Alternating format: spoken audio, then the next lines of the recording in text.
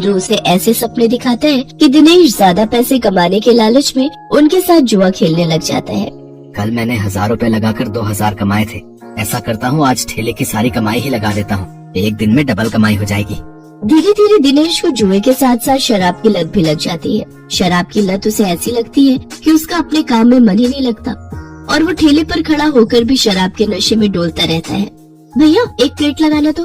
अरे लगता है इस आदमी ने तो शराब पी रखी है। चलो चलो, हमें नहीं खानी इसकी पानी पूरी, चलो दूसरी वाली पानी पूरी खाने चलते हैं। धीरे धीरे दिनेश के सभी ग्राहक कट जाते हैं और वो सभी दूसरे पानी पूरी वालों के पास जाकर पानी पूरी खाते हैं। ये देख भोला और राजू बहुत खुश होते हैं।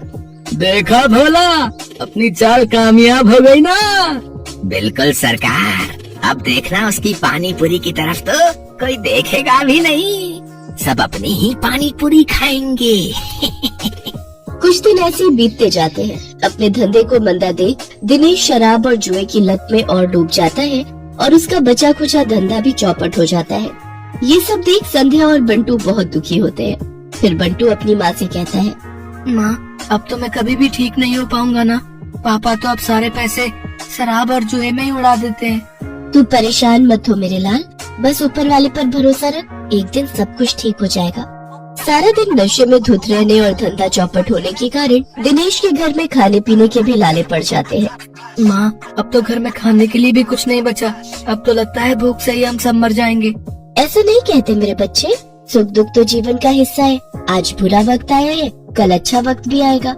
ऐसे ही कुछ समय और बीत जाता है। फिर एक दिन उस बाजार में एक आदमी आता है जो सबको पर्चे बांट रहा होता है। तभी वो दिनेश के ठेले पर आता है। अरे सुनो भाई, पेप्सी पानी पूरी वाले, हमारे सेठ मंगल राम चाट भंडार वाले की तरफ से एक प्रतियोगिता होने जा रही है, जिसमें सभी चाट वालों के बीच कंपटीशन होगा। जो भी इस प्रतियोगिता को जीतेगा उसे पूरे 5 लाख इनाम और साथ ही हमारे मशहूर मंगल राम चाट भंडार वाले बाजार